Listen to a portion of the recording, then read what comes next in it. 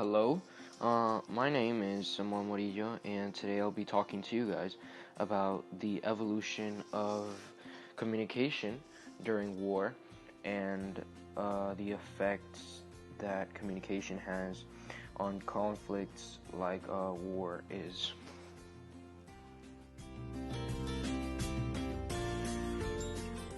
In today's world, we have cell phones, computers, and tablets. We can use these devices to communicate with people across the globe. However, back in times of war, the armed forces were very limited on their communication resources. Even in the most recent wars that you can think of, their resources, although more advanced than those of the World War II or the Vietnam War perhaps, were still nowhere near what we have today. The military had to use very unreliable methods like smoke grenades or letters, which could be intercepted and decoded very easily.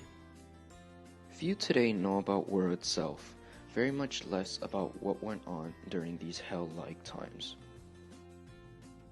In the very early times, like for instance the American Revolutionary War, American colonists, the British, France, and Spain all had to communicate with their allies through methods of communication like invisible ink, coded messages, and other poor methods of communication that, if they landed in the wrong hands, could be decoded and could have been the turning point in the war.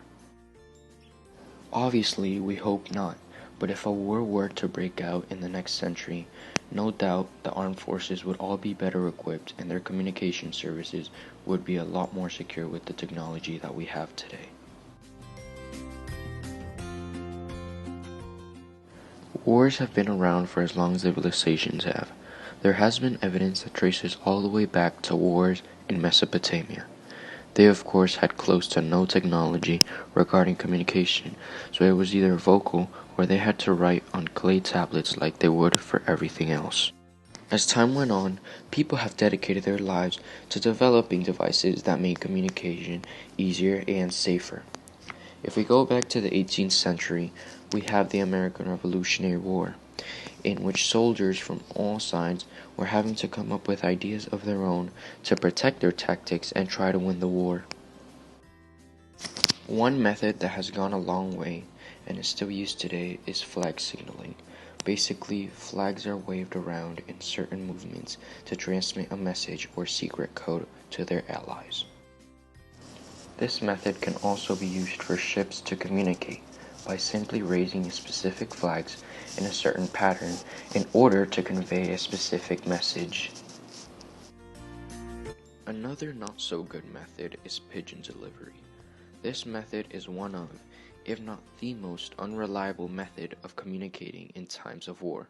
These animals are pretty much defenseless, so if you wanted to shoot them down and see what it was carrying, there really wasn't much that was going to stop you. Another reason that this method is so unreliable is because although these animals are trained, you cannot guarantee that the bird will stay on path and deliver the information to the right place or even the right person. Sticking with the topic of animals, another method that has been attempted is delivery dog. This method, although not as unreliable as the pigeon, is still not secure. The first reason is very similar to the pigeon's first reason. You can fire upon the dog. However, dogs can and will put up a better fight than a pigeon, especially a military dog. Another reason that dogs may not be so convenient is because of the nutrition required for dogs. As you might know, a bird, small ones like pigeons especially, can refuel their energy on some seeds and fruit that are easily found on trees. A dog, however, due to it being much larger, requires more than just some seeds and a fruit, and it probably wouldn't be able to travel the whole journey. In today's world, you would most likely not see these two methods go into effect. The armed forces all over the globe have far too advanced technology to put the fate of the war possibly in the hands, or in this case paws, of an animal. Just look at the Japanese in World War II. They can tell you how important communication is. They lost what is known today as the Battle at Midway. The Americans were able to intersect one of the Japanese messages and use the information to their advantage and help them win that battle. This event would lead to a more complicated makeup of radios in the future, and all radios being harder to intersect if the people handling it knew how to properly work the device. Basically, this would make it harder for the communication line to even be reached, so it'd be harder to figure out how to be in contact with the communication line, let alone how to intersect it, the way the Americans did with the Japanese. There actually has been various examples of this happening. Perhaps not in major war like this example with the Japanese in World War II, but this thing with message intersection happens all the time. Even now, with all the advanced technology that we have, these situations are what have pretty much eliminated things like letter communication and even encrypted writing, which is used today for more basic things like public messaging or sending pictures, but it's not as common in the armed forces anymore. Other depleting methods include normal walkie-talkie conversations. If you somehow were to intersect the military radio conversation, it would be like listening to people talk in a completely foreign language because nowadays the armed forces use completely foreign and irregular codes to communicate with people in a way that it is pretty much impossible to intersect the message and translate it to a normal language. I can almost guarantee you that most devices in your home are run through a satellite that is floating around in space. This would also be true for most devices that the armed forces use.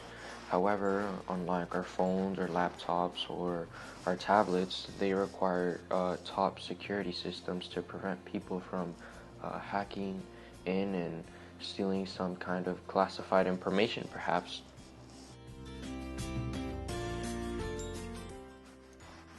It is truly incredible to see how far our communication lines have come, from telegraphs, huge complicated cameras, fax, home phones, wireless radios, black and white TVs, flip phones, to smartphones, to emails, and where we are today with flat screen 70-inch TVs, waterproof cameras, and iPhones, and we've even discovered smartwatches that can measure our heartbeat. It's crazy to think that we were once using smoke signals to communicate instead of smartphones or some other electronic device. It's definitely been a crazy evolution of communication, but I'm sure you're just as excited as I am to see where we go next. Thank you so much for your time.